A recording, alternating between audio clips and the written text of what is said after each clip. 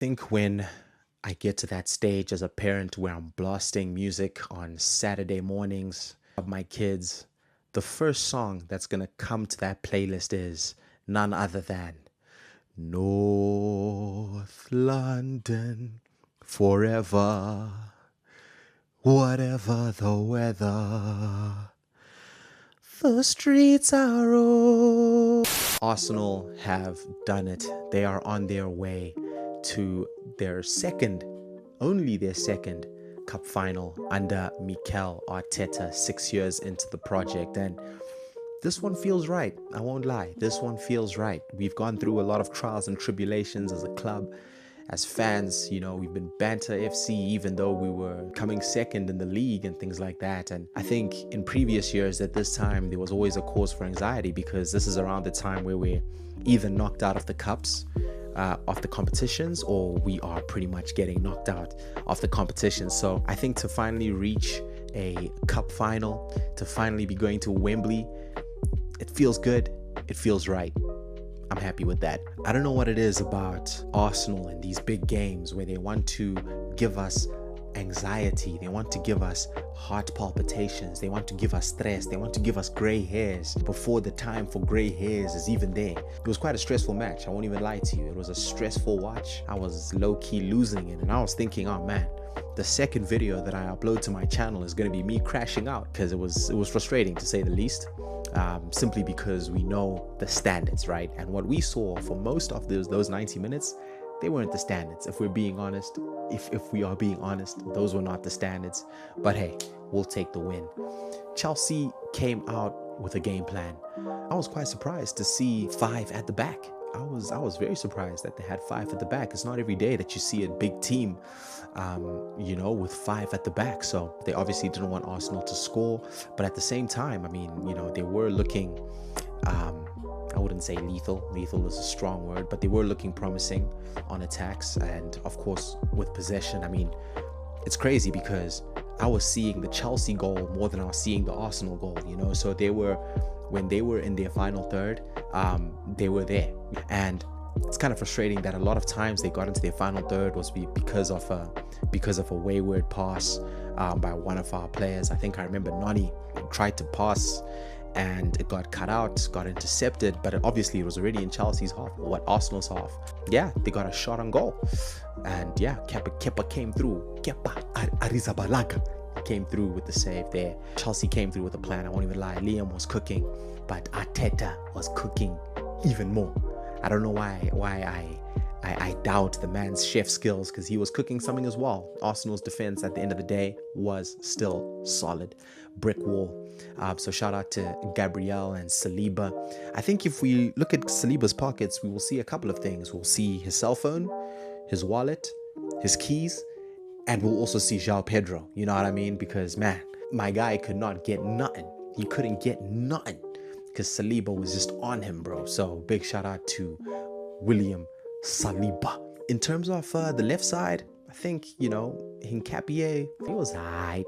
I feel like there were times Chelsea was getting past him a bit too easily with a 1-2, or sometimes, like I said, he would invert into the midfield and then he would just leave that gap open. So Chelsea were kind of finding a bit of joy down that left flank, but in the crunch time he definitely made an important tackle, right? So and he also had a pretty good chance, a good shot at goal.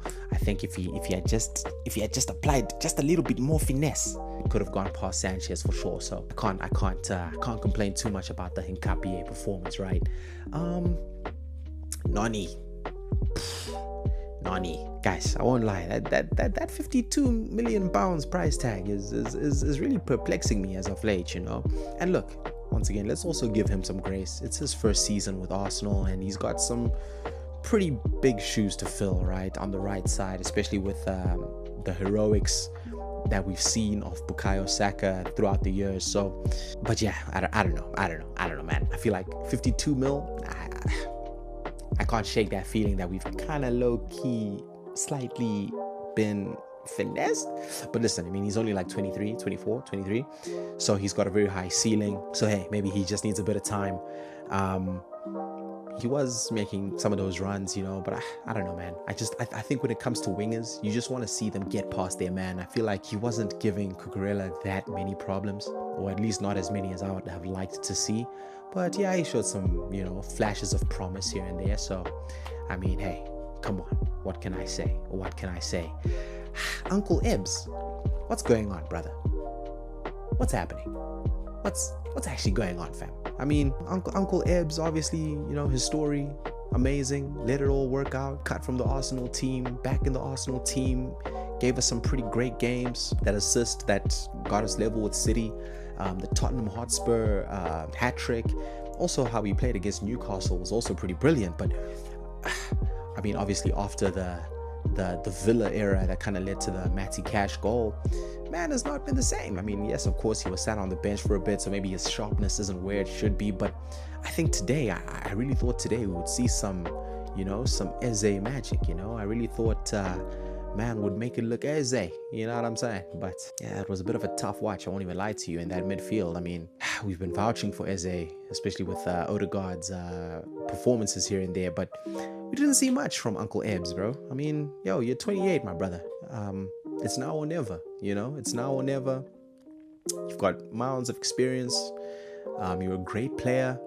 I mean, obviously, I know Mikel had you in the penitentiary for a bit. He had banished you to the bench for a bit. But brother, come on. These are your opportunities. These are your times to shine. And I didn't see much from Eze.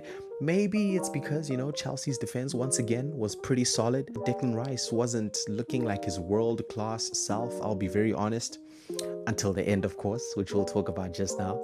But yeah, I think Chelsea really defended well. They really frustrated Arsenal. I think they were probably happy to try and just get one goal and take it to penalties, because once you take it to penalties, it's 50-50, right? I think they were pretty solid, and even defensively pretty solid as well. But at the end of the day, like I said, Arteta was cooking something mean. Or was he?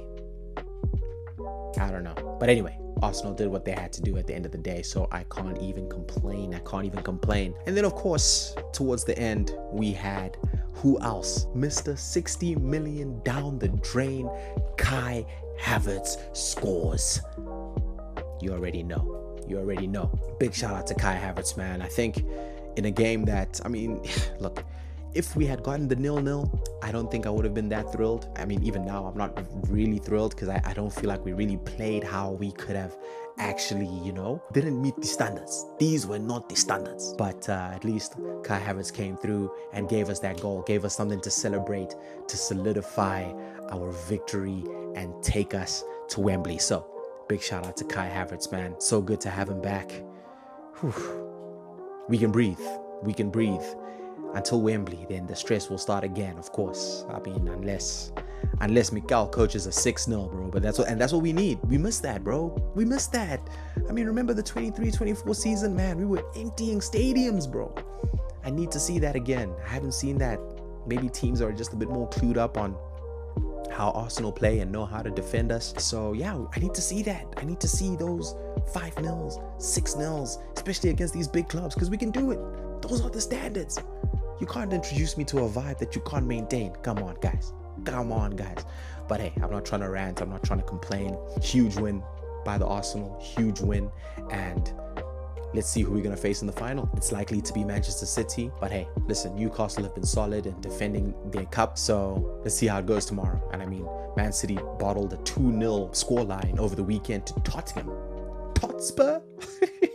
So Newcastle, I think they've got the minerals to make it a bit more entertaining, a bit more interesting.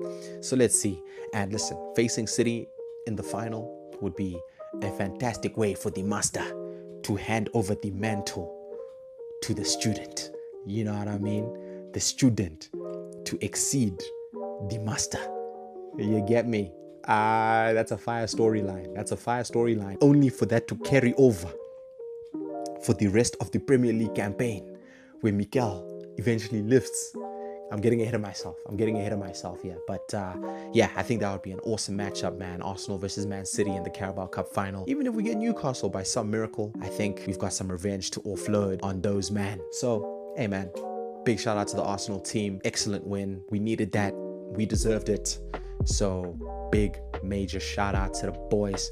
Come on, you Gunners. Vamos.